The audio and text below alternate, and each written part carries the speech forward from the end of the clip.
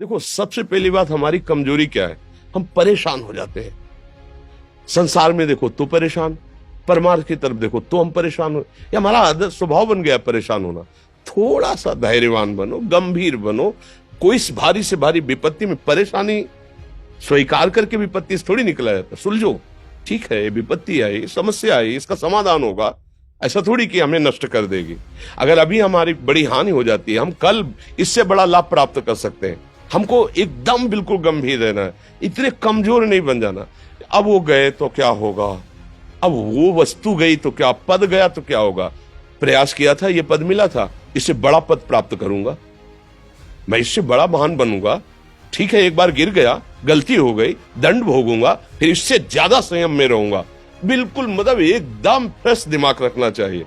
पर अपने लोग क्या है, जरा सी बात में एकदम पछड़ा कर लेते हैं, एकदम कमजोर हो जाते हैं। ये बिल्कुल ठीक नहीं है। हम जीवन भर की यात्रा की बात कह रहे हैं, भारी से भारी कष्ट में भी मुस्कुराना, तो हमें बल मिला है, हमें भगवान की कृपा का दर्शन हुआ है, हमें उनका दुलार दिखाई दिया है। अगर ऐसे तो भाग जाते, फिर परमार्थ में थोड़ी चलना होता है। आज जो आप सुन करके लाभ लेने की चेष्टा कर रहे हो ना, ये केवल प्रवचन नहीं है, ये जीवन है। अगर ये जिए ना होते ना, तो ये इसका प्रभाव नहीं पड़ता, फिर वाणी का प्रभाव नहीं पड़ता।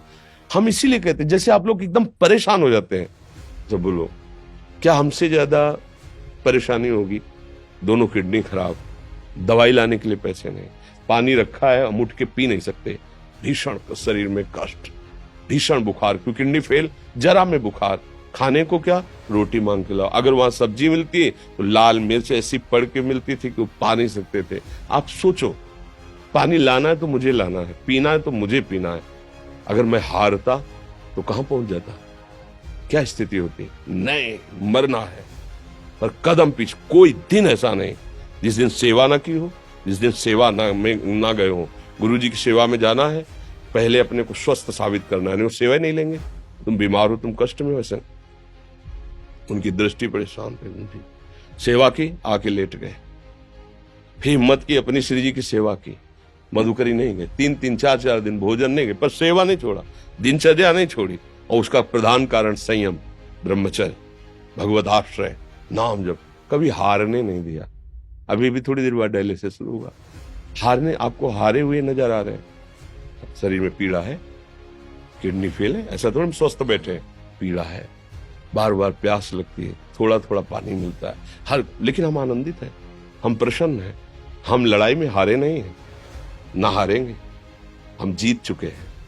हम अपने मालिक के भरोसे में अपना संवाद, तो वो ये हम अपनी बड़ाई नहीं बता रहे, हम आपको बता रहे समस्या। सोचो, तुम्हारे पास तो माँ है, भाई है, बहन है, परिवार है, कोई ना कोई तो है ना। मेरा किसी ने कभी जीवन में ध्यान भी नहीं दिया। क्यों? बचपन से बाबा जी बन गए, किसी से प्यार नहीं, किसी से संबंध नहीं, कोई जानकारी नहीं, हम कहाँ हैं, वो कहाँ है, किसी से कोई मतलब नहीं। अच्छा, जवान साधु कौन श्रद्धा करे? कभी गांव जाने की हिम्मत नहीं पड़ती कि रोटी मांग ले, पता नहीं लोग क्या सोचेंगे, क्या भावना कर ले। हम दरवाजे पे खड़े हैं, क्या कैसी भाव, तो जो हमारे सामने आकाश वृत्ति से आया यौवन अवस्था में, वही पाया, अन्यथा भूखे रह गए। जब हम हर समय अपने को विवेक के द्वारा सावधान रखे, तो हम कभी निराश नहीं हुए, कभी उदास नहीं हुए, कभी ऐसा नहीं लगा कि यार हम दुखी, कभी नहीं लगा। उसी का फल है कि उस सुख का संकेत मिल गया जहां दुख की निशानी भी नहीं है। वही उसी के बच्चे हो, हम सब उसी धातु से बने हुए हैं। हम इतना क्यों परेशान हो जाते हैं? हम ये देखते हैं, अपने लोग थोड़ी बात बिगड़ गई परेशान, नहीं बिगड़ी तो बिगड़ जाने की संभावना में परेशान है। आज सुख है, लेकिन कल सुख छिन जाएगा, तो हम आज के सुख में सुखी ना होकर कल के दुख की आने की संभावना में हम भयभीत हो। मतलब क्या हमारी सोच रह गई? हमको इतना बलवान बनना है कि सुख और दुख दोनों हमको छू न सके। भारी से भारी सुख की व्यवस्था है तो अहंकार नहीं, हर्षित होकर किसी का अपमान न करे कि हम धनी, हम पदाधिकारी, अमुक। भारी से भारी दुख आया तो हमें किसी के सहयोग की जरूरत नहीं, हम फिर अपने कदम बढ़ाएंगे, हम फिर जुड़ी हुई अपनी भावनाओं को सजाएंगे। मस्त जीवन, एकदम तुम अविनाशी के बच्चे हो। शेर का बच्चा भेड़ों के बीच में फंसकर म्यों म्यों बोल रहा है, बस अगर दहाड़ना सीख जाए तो कोई भी उसे परास्त नहीं कर सकता। ऐसे भगवद अंश, तू प्रपंच में फंसकर अपने को इतना दीन क्यों देख रहा है? तू ऐसा है कि भगवान के दिव्यास्त्र में भी ताकत नहीं तेरे को मार सके। तू अविनाशी का अविनाशी बच्चा है। विनाशी भोगों को, विनाशी शरीर को मैं मान के इतना भयभीत, इतना दुख ठीक नहीं। ये सबके लिए, केवल एक के लिए नहीं। आप समझो, आप लोग सोचते हैं हम गृहस्थ होकर भला ऐसी स्थिति कैसे। जनक जी सुखदेव जी के गुरु हैं और राजा हैं, महल है, रानियां हैं, नौकर है, चाकर। क्या सुखदेव जी जिनके शरीर में लंगोटी भी नहीं है, दिगंबर, परमहंस के गुरु हैं जनक जी जो राजा हैं।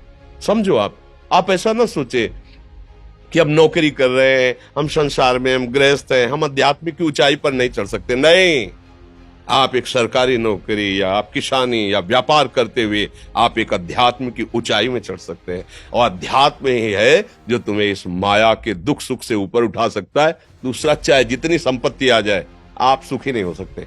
सब देख लो, आंख खोल के देख लो। अध्यात्म ही है जो तुम्हें हर कष्ट सहकर मुस्कुराकर जीने का रास्ता बता देगा कि आप आनंदित हो जाओगे। कुछ नहीं बिगड़ा। अध्यात्म है तो कुछ नहीं बिगड़ा, अध्यात्म नहीं है तो कुछ नहीं बना, कुछ हाथ नहीं लगने वाला।